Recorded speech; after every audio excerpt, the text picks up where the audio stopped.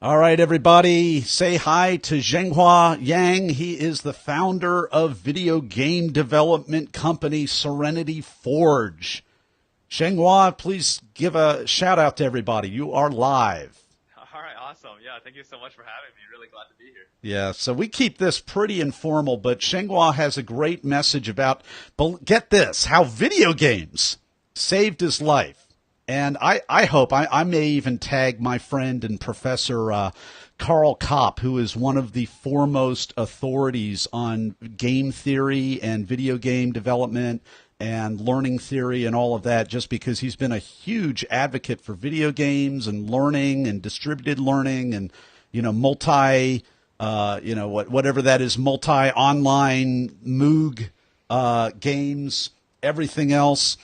We are going to go live here in a moment, but I am in a place where I have to read everything off of my phone. I'm making sure everything is lined up here the right way here. So this is the wiggle finger. This is not the creepy kid from The Shining. This is what we want you to do. We want you to help share this Facebook Live and help Z get his message out to the world. He is definitely making an impact, and he's got a really compelling backstory about what video games did for him. I've got like little Simpsons principles kind of invisibly speaking in my ear right now, Zhenghua, about how evil video games are. And I'm like, hey, I had a 2600 when I was 5 years old. I've been hooked on them ever since. So I really appreciate the positive message that you have as well. And I've got you here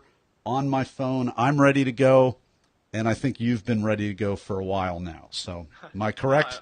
Yeah, I'm good to go All whenever. right. Thank you for the intro. All right. Well, good. Well, that wasn't the intro yet. So, all right. We are live in 3, 2.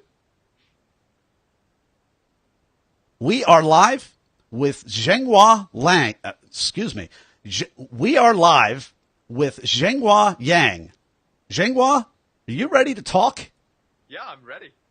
Zhenghua Yang, otherwise known as Z, is an entrepreneur, speaker, and founder of the value-driven video game development company, Serenity Forge.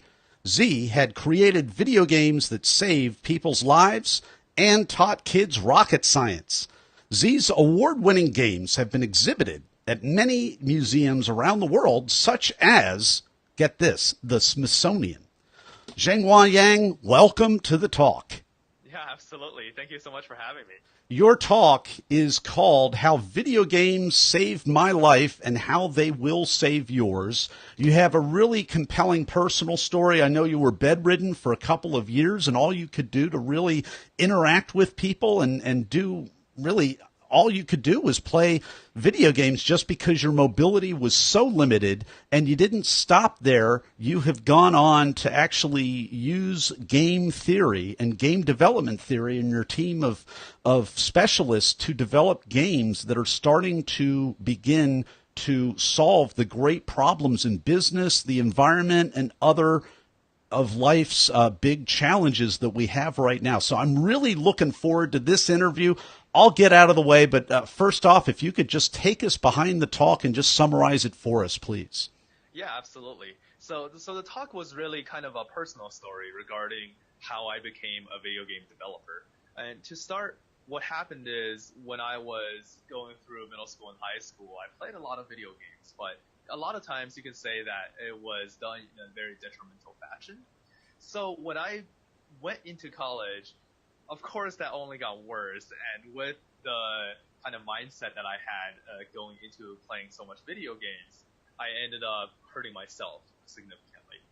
At the age of 18, I was diagnosed with a severe and chronic illness that caused me to be hospitalized for 2 years. To be specific, on Halloween night of my first semester in college, essentially I was told that I had 3 hours left to live. 3 hours to live. Yes, that's correct. The nurse walked in with a will and told me to fill it out and had the whole shebang. With a will. Yes, You that's filled right. out your will because I mean, I'm usually don't like medical misdiagnoses, and they happen because people are human. But I'm very happy that this was a massive misdiagnosis because I'm Well, not speaking to a ghost right now. right, right. I mean, thankfully, miraculously, I did not die that night. But the truth was, I actually had such a weird illness that even until today, no one really knows what caused it. Mm. What ended up happening is that I was hospitalized for 2 years between the age of 18 at the time and then eventually, 21. By the age of 21, I finally was let go, and I was told that essentially I had to just go home and wait it out because they no longer had any more solutions to what I was going through. And funny enough, as soon as I left the hospital, within a few months, I started recovering, just living at home within my room. And by the spring of 2011, I was able to transfer back to college and kept my education here in Boulder. Well, congratulations in doing that. And I remember from your talk, you talk about how the people that you were playing with and gaming with, they would actually check up on you. They would make sure you were taking your meds, and they would ask how you were doing, and you didn't even speak the same language. So I thought it was just absolutely fascinating. Yeah, absolutely. When I was going through those years in the hospital, those were probably some of the most difficult years of my life. I mean, for good reason, obviously. What happened is when you're in a hospital, when you're going through difficult treatment like that, it's surprising how quickly the rest of the world forgets your existence. Uh, Most of my friends from school forgot I existed. My family was struggling, and they were just constantly going through a lot of stress dealing with my situation. All I really had was it was no future because at any time something bad could happen. So all I really had were video games. Started playing all sorts of different games, single player games where I go out there and save the world, or multiplayer games where I meet different people online and make new friends who, like you said, don't really speak English. And eventually I met all sorts of people that ended up giving me great suggestions that helped me so much that I would argue that they saved my life because eventually I met my doctors through these people online. I met new friends through these people online, and learned so much about the world just by playing video games. You met doctors who were able to help you with this still undiagnosed thing that happened to you through your video gaming friends. That's correct. I mean, you'd be surprised. Everyone in the world plays video games to some degree. So wouldn't it make sense to also come across doctors once in a while? Were the doctors were the gamers? That's Wow. right. All right, folks, that's why we go behind the talk. That I missed that on the talk. I don't think you had time to mention that in your TEDx talk. That is hilarious. Right, Wow. right. I mean, when it comes to a TEDx talk, you're gonna have to limit your time quite a bit. Yeah, well, now we'll talk more about that in the Blitz round, the cut for time stuff. But hey, just cutting through the game stuff and everything else. I mean, I've got to ask you this question, Z, because I mean, you founded a company. You're making a difference in the world today, and yet, if I'm listening correctly, you still don't know what triggered or caused this illness. And more importantly, you're not living in the past, even though there hasn't really been a fix. So you've obviously moved on in a good way. And you've obviously found a way to go and really kick some butt and do some amazing things without the specter of that thing hanging over you. So what advice would you have to all the rest of us? Everybody watching this, everybody listening to this has some kind of a trauma, or they have some kind of an old story that they need to walk out of. How did you walk out of that story? I think the biggest thing that really helped me is when I went back to school as a freshman in college. I looked back at my years in the hospital, my years struggling with my illness, and I thought about how all these video games that I was playing, these games were not really designed to help me at all. I mean, World of Warcraft, League of Legends, even Minecraft, right? If you look at these games, they're not games designed to help people. They're games designed to try to make as much money as possible and get the biggest amount of player base. So I thought to myself, despite that fact, these games ended up helping me significantly. They kept me alive. What if we start making video games with the intention to help other people for the first time, essentially? what kind of power can we unlock then? And that's why I started making video games, because I thought about my passion as a game player and a game designer. And I thought about how, with now my newfound understanding of the power of this medium, there's so much more we could do with what I'm familiar with, and traditionally it hasn't been done before. So I guess my biggest advice to people who are listening who may have gone through really significant trauma is just that, looking back at your situation, what did you really gain from it? How is your life better than before? I personally believe that, looking back at what I went through, I am very lucky to have gone through that, because without it, perhaps I'm just, another engineer or some kind of a mathematician going through college, or, after I'm done with college, working on a giant company or something like that. But now I feel like I have the passion and drive to do something much more.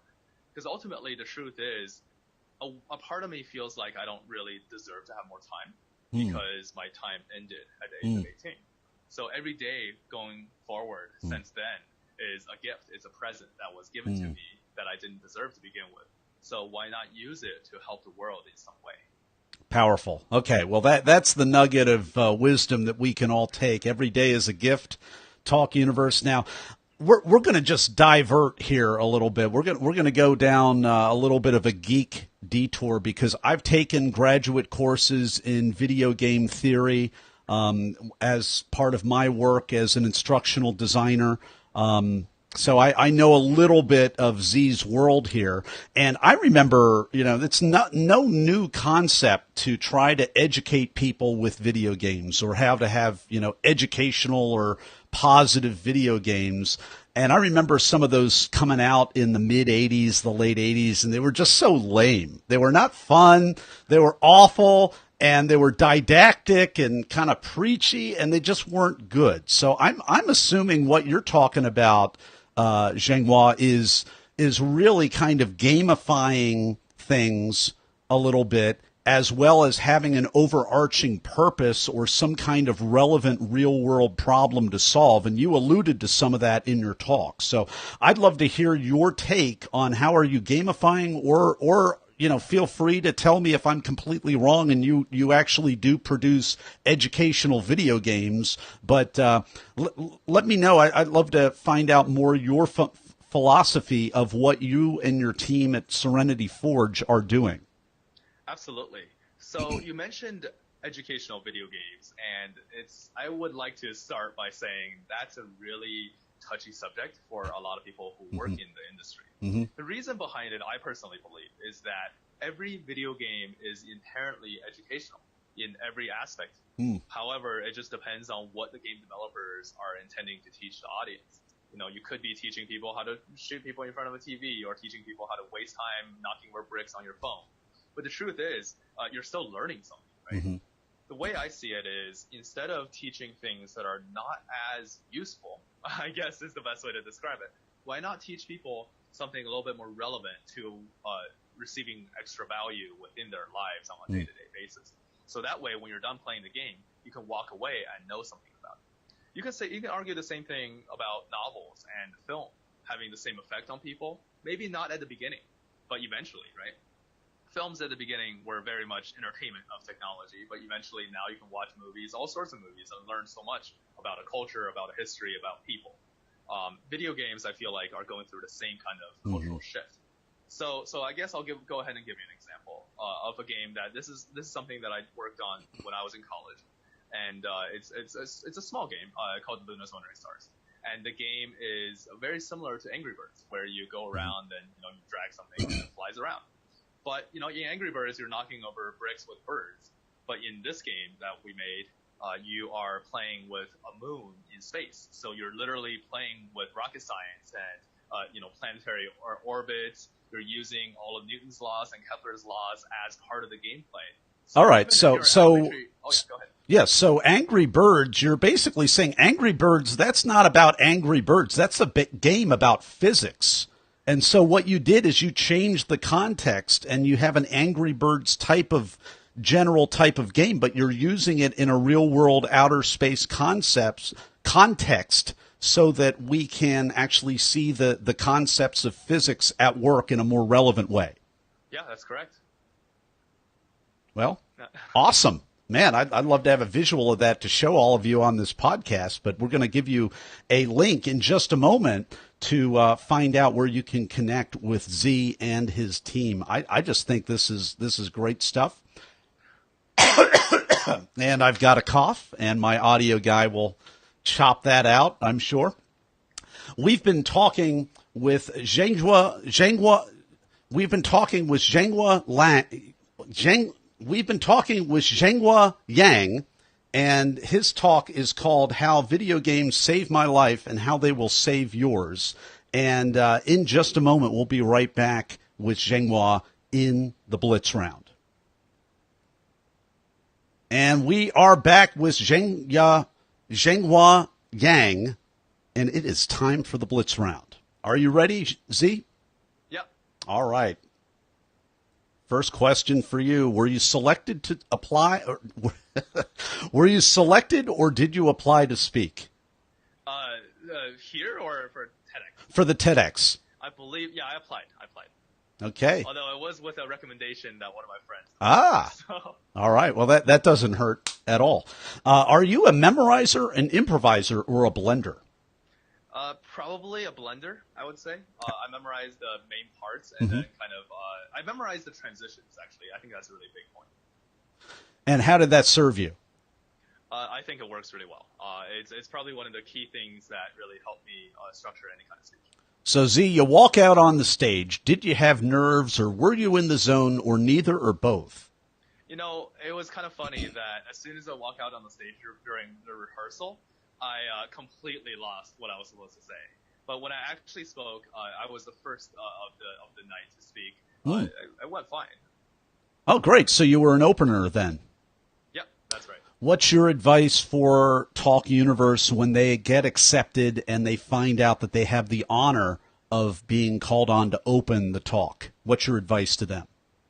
I think embrace it.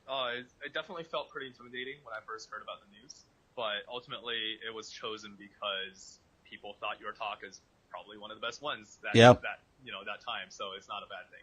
All right, Talk Universe, they don't put the weaker speakers. Nobody's weak to begin with, but if you get called on to open or called on to close, that's a really nice vote of confidence, and that's an opportunity. I was a closer, so when I know that feeling when not only are you accepted, but then you find out you're going to open or you're going to close, and then it's like, oh, I thought I put my work in, I thought I was ready, but I'm going to put some more work in at this point in time. What's a tip, technique, or a tool that helped you? I think a very important tool that helps your final TEDx talk video is the fact that you have long pauses when you actually forget your lines, because everyone forgets their lines. I don't think anyone. I mean, that's not true. I know there are people who just deliver a speech really well with tons of practice, but once you forget something, pause, think about what you're supposed to say. Don't try to make up for it, and then once you pick yourself up again, just go forward as if nothing happened. Video editing can fix all that. Here's the cut for time question. What was the most painful part of your talk that you had to cut out? I personally didn't cut out much of anything. I actually thought everything that I eventually cut out, I think my first iteration was like 20 minutes or something. Everything that I ended up cutting out was deserving of it. Okay. What I can comment on is advice. Don't listen to people's advice. That's actually a really, really big one for me, because I have a lot of friends who are passionate for the same topic that I spoke in. All of these people had their own opinions on how I can deliver a better talk, and ultimately I scrapped all of it. There was 20-something pages of notes that I never read a word of, and I think that ended up helping me a lot. Talk Universe, I think that's some really good advice right there. Don't take others' advice, especially if it's unsolicited or if it's not proven advice. That's why we talk about get yourself some resources, take some courses, or read the book on how to give a TEDx talk or a branded talk, or better yet, hire a coach and take their advice because they've been down that road. But don't do what your friends who have never been on that stage. Don't just take what they have to say and apply that. That's the wrong stuff. Oh my gosh. Well, we are going to be right back with the final word of advice. But before we do, I almost forgot to let you know where we can go to find out more about Z and his company, as well as his excellent talk, how video games save my life and how they will save yours too. You can go to our show notes page at BeTheTalk.com, and we will have a link in there for you. And you can also go to Z's website. It is serenityforge.com, correct? That's correct. serenityforge.com, and find out some of the examples that Z's been talking about here. Check it all out over there and be able to find out if you're an investor, if you are somebody that's in the field and you want to broaden your portfolio a little bit, check out what his team is doing. It's amazing. And we'll be right back in just a moment with the final word of advice. And we are back with Zhenghua Yang. It is time for his final word of advice to all of us in Talk Universe. Yep. I think, besides the fact that don't listen to people's advice, in addition to that, it's just a boost of confidence, and that is you are the best person to deliver your speech in the world. There is no other person in the world who could do you better than you, you know? And I think that's really critical. When you're speaking on stage, also a main thing is to think back and look at some of the speeches that you've done in the past, especially good ones. Think about what's another situation that you've done in the past where you were under a lot of stress, but you ended up performing really well. Because ultimately, psychology makes it so that when you get in that mindset that you are the best in what you're doing and you have done it really well before, you will very naturally re-perform that kind of sufficiency, I guess, on stage. That really helped me a lot. And then maybe this is just one last advice that's really kind of it's cute, but it's very helpful, and you don't really know until you get there. And that is your mouth will get very dry. So a really good psychological trick is to trick yourself into thinking eating something really sour on stage, or thinking about just drinking a lot of water at the time, and your mouth starts watering up. That'll help you speak a lot better as well. Because, in most cases, they're not going to allow water when you're giving a TEDx talk. Zhenghua Yang, thank you so much for coming on the talk today and sharing your wisdom with Talk Universe. Yeah, absolutely. Really glad to be here. And that is a wrap. All right. Well, between whatever throat thing that I've had going on for the last week and trying to give you the honor of saying your name correctly, even though you've implored me to call you Z this whole time. I hope that you enjoyed that roller coaster of an interview. And we're still live. So, hey, Facebook Live, we are still there. If you have video game questions or any other questions, and maybe we're not live anymore because we're getting ready to not make this live and free up Z's time here, you can always ask a question after the fact, and make sure you share the message. It's powerful how video games has connected Z. Any final words to everybody on live universe here, Z? Yeah, I mean, I guess just be confident, know that you're doing a great thing for society, and like we talked about before, building your personal brand is very critical as well. So go out there and just be yourself, and you'll change the world. Awesome. All right, take care, everybody. We're going to go offline, have a private conversation, but take care.